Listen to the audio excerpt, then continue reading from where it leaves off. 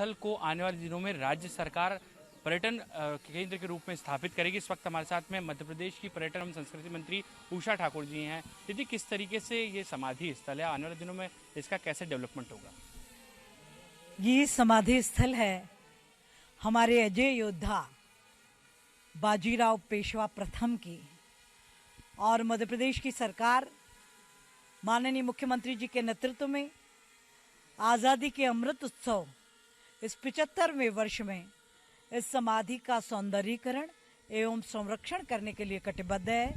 यहाँ सुविधाएं, जो पर्यटक आते हैं, बड़ी संख्या में आते हैं, यहाँ लाखों लोग वर्ष भर प्रणाम करने आते हैं बाजीराव पेशवा जी की समाधि को।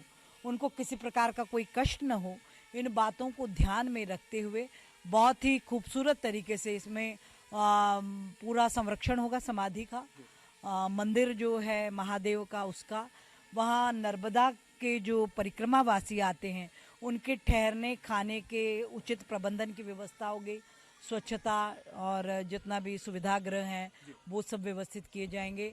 एक बड़े ही पताका लगाएंगे पेडल स्टैंड पर, भगवा पताका, जो सपना लेके छत्रपति शिवाजी महाराज और बाजीराव प्रथम ने जो सपना देखा होगा, वो अजय पताका भगवा यहाँ फहराती रहेगी। और बाजीराव पेशवा जी की मूर्ति भी यहाँ पर लगाने जा रहा है विभाग हमारा। दीदी, काफ़ी समृद्ध इतिहास रहा है, एक अलग ही गौरवशाली जो है इतिहास देखने को मिलता है। कैसे आप देखते हैं आने वाले दिनों में कहीं ना कहीं इसका एक प्रचार प्रसार भी हो, लोग समझें, इतिहास को भी जानें? जी जी जी।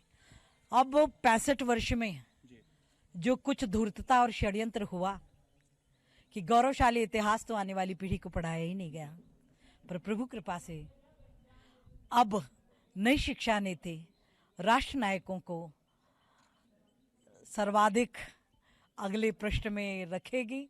और मुझे गर्व है कि ब्रिटेन की सेना का जो स्टडीज कोर्स है, वहाँ अमेरिका के कोर्सेस में बाजीराव पेशवा का पालखेड़ जो युद्ध है उसकी युद्ध नीति पढ़ाई जाती है मॉडल बना करके।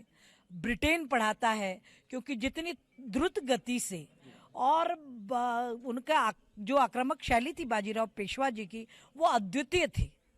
तो खुद दुश्मनों ने, जो ब्रिटिश गवर्नमेंट के द्वितीय विश्व युद्ध में जिन्होंने अंग्रेजी सेना का नेतृत्व किया था, मॉन्टगोमरी, उन्होंने भी बाजीराव पेशवा की युद्ध कला और द्रुत गति का बहुत बारीकी से वर्णन किया और उन्हें अजय योद्धा स्वीकार किया।